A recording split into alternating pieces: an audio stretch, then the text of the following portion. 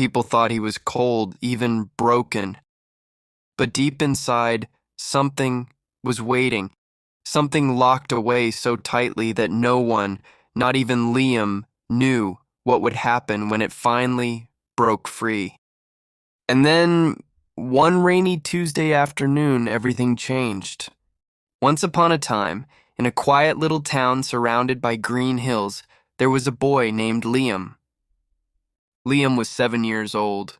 He had big brown eyes, soft black hair, and a quiet voice. He liked birds, soft music, and drawing with crayons. He lived in a small house with his mother, Sarah. She was kind and strong, and she always smiled when Liam gave her one of his drawings. But Liam was not like other children. He had a secret. Liam couldn't cry.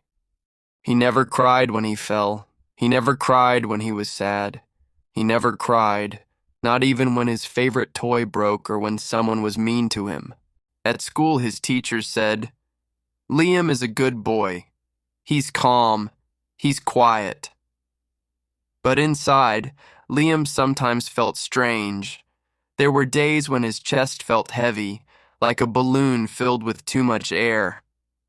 One day, after school, Liam sat by the window watching the rain. He whispered, "Why can't I cry like other kids?" His mother came in with hot chocolate. "Are you okay, Liam?" she asked. Liam smiled a little and nodded. "I'm fine, Mom." But he wasn't. Not really. That night, Liam had a dream. In the dream, he was in a large forest. It was quiet. He saw a small bird with a broken wing. The bird looked at him and it seemed to cry. Liam tried to cry too, but nothing came out. When he woke up, he felt strange again, like the dream was telling him something. The next day at school, Liam sat alone during lunch. He drew pictures in his notebook: a bird, a tree, a small house. He didn't speak much, and he didn't laugh when the other kids told jokes. A girl named Nora walked over. She had curly red hair and freckles on her cheeks. "Can I sit here?" she asked. Liam nodded.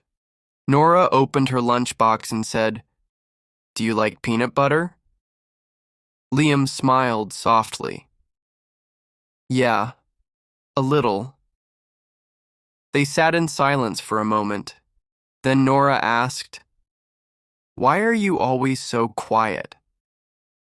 Liam shrugged. "I don't know. I guess that's just how I am." Nora tilted her head. "You look like someone who wants to cry, but can't." Liam looked at her. "How do you know?" She smiled. "Because I used to be like that too." Liam blinked. "You couldn't cry?" "Not for a long time," Nora said. "After my dad went away, I stopped crying. I didn't even feel sad anymore, just empty." Liam felt something move inside his chest. "What did you do?" he asked. Nora picked up a small rock from her pocket. "I started talking to this," she said with a giggle. "I called it my feelings rock. Every day I told it something I felt, even if I didn't understand it." Liam looked confused. "A rock?" "Yeah," she said. "It sounds silly, but it helped. I could tell it things I couldn't tell anyone else." That night, Liam found a smooth stone in the garden behind his house. It was round and warm from the sun. He held it in his hand and whispered, "I felt strange today. A girl talked to me. I think she understands me." He waited. Of course, the rock didn't say anything, but something inside Liam felt a little lighter. For the first time, he wasn't carrying it all alone. Over the next few days, Liam and Nora sat together at lunch. They didn't talk a lot, but when they did, it felt easy, like a quiet song you could hum without words.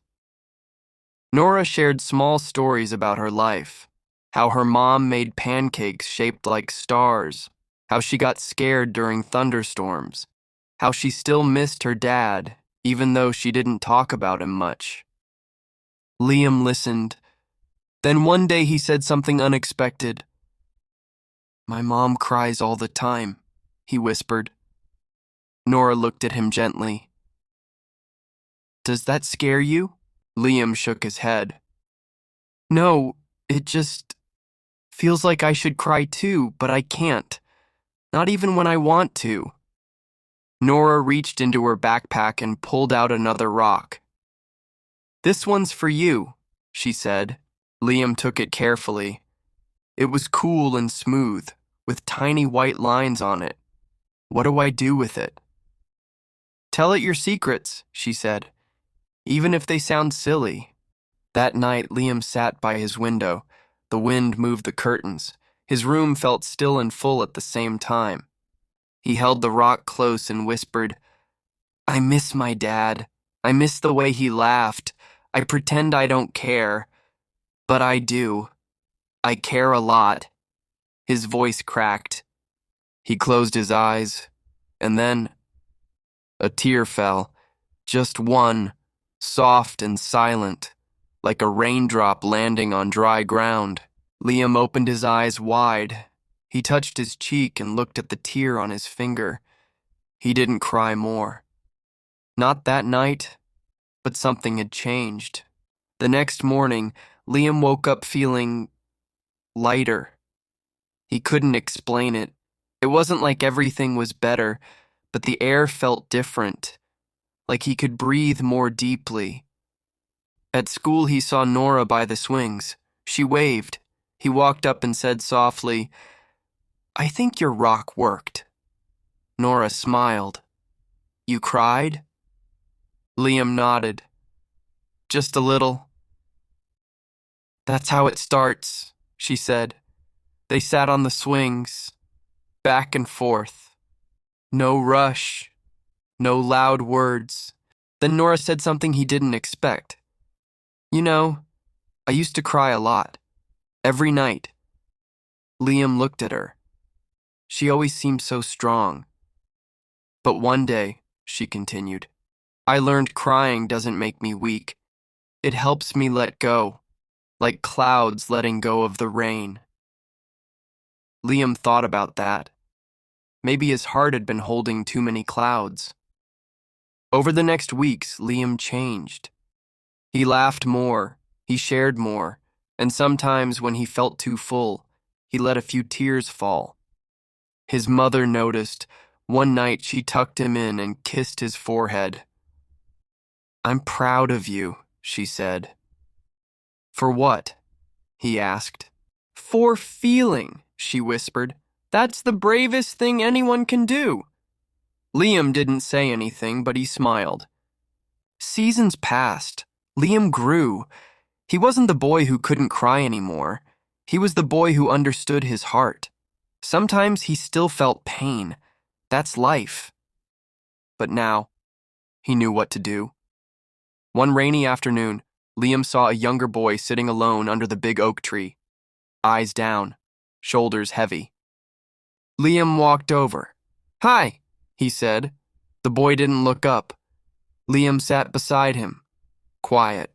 Then, from his pocket, he pulled out a small, smooth rock, the same one Nora had given him long ago.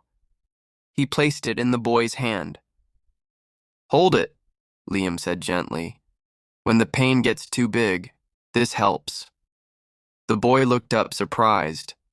"But it's just a rock," Liam smiled. "Yes, but it helped me feel again. Maybe it can help you too." The boy held the rock tight. Liam stood, gave him a soft pat on the shoulder, and walked away.